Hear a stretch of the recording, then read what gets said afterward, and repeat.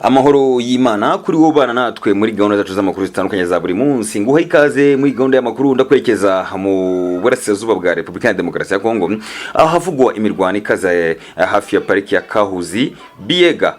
Imirwano yarangiye mu 23 ifasha yitwa Kabushwa. Amakuru aturuka muri Kongo avuga ko mu nkengero za pariki y'igihugu ya Kahuzi Biega muri territoire ya Kabare muri Kivu y'Amajyepfo habaye imirwano ikaze hagati y'inyeshyamba za Wazalendo n'ingabo za AFC M23. Imirwano yateje kongera guhunga ku bwinshi bw'abaturage, ikaba yarangiye M23 igaruriye agace kitwa Kabushwa. Iyi niyo ngiye kwibandaho muri gahunda y'amakuru yo muri aka kanya, reka nguhe ikaze.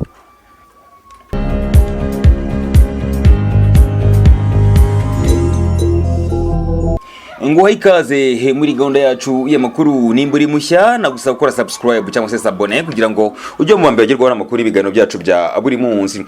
Ndakwerekeza muri Repubulika ya Demokarasi ya Kongo muri Kivu y'Amajyepfo, ngiye gukomeza iyi nkuru yacu yo muri aka kanya. Amakuru aturuka muri Kongo aravuga ko mu nkengero za parike y'igihugu ya Kahuzi Biega muri territoire ya Kabare muri Kivu y'Amajyepfo habaye imirwano ikaze hagati y'inyeshyamba za Wazalendo n'ingabo za AFC M23. Iyi mirwano yateje kongera guhunga ku bwinshi kw'abaturage. Iyi mirwano yarangiye M23 igura agace kitwa Kabushwa. Nkuko aya makuru atuka muri agace abitangaza, ingabo za M23 zagabye ibigitero ku birindiro inyeshyamba za Wazalendo zashinze umudugudu wa Kabushwa uhereye mu nkengero za parike muri groupement ya Irambi Katana. Yari ku nshuro ya mbere izo ngabo zombi zihanganye zishamiranye muri iki gice kuva AFC M23 igarurira uturere twinshi muri territoire ya Kabare muri Gashyantare muri mwaka turimo. Iyi nkuru dukesha Radio Okapi ikomeza ivuga ko kubera imirwano yari ikomeye, abaturage benshi bahunza ku gace bahungira ahantu hatekanye.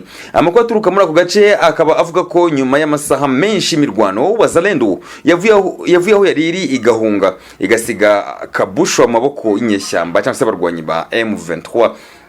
Aka gace k'Akabushwa kugeza ubu bivuga ko kari kataraberamo imirwano, ubu nako kiyongereye mu bice bigenzurwa n'abarwanyi ba M23 barwanya ubutegetsi bwa Perezida Felix Tshisekedi Chilombo. Abakoresha umutungo kamere mu buryo butemewe muri parike y'igihugu ya Kahuzi Biega nabo ngo bavuye muri ako gace batatanira mu tundi duce dutandukanye. Iyi mirwano ihuje AFC M23 n'abarwana ku ruhande rwa guverinoma ya Kinshasa aribo FARDC, Wazalendo, FDLR n'ingabo z'u Burundi bakomeje guhura n'uruva gusenya muri imirwano barimo kurwana na AFC M23.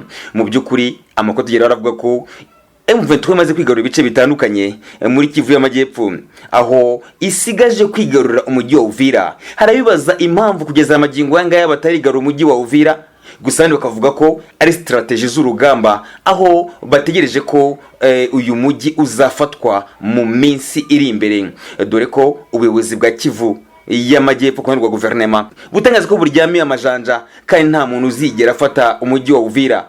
Guverineri w'intara y'Amajyepfo ku ruhande rwa guverinoma Kongo yitwa Purusi Jeanke, mu kiganiro yagiranye n'abaturage bo mu mujyi wa Uvira yabijeje ko hari umutekano ndetse uyu mujyi utazigerwa ufatwa n'abarwanyi ba M23, ndetse yizeza abaturage ko minsi iri imbere bazigerwa n'ibikorwa by'iterambere bitandukanye birimo imihanda ndetse n'amazi. Mu bindi yijeje abaturage arababwira ko mu by'ukuri ingabo za Kongo FARDC ubu zihagaze neza ndetse ziteguye gusubira inyuma zikigarurira ibice zanyazwe n'umutwe wa FC M23.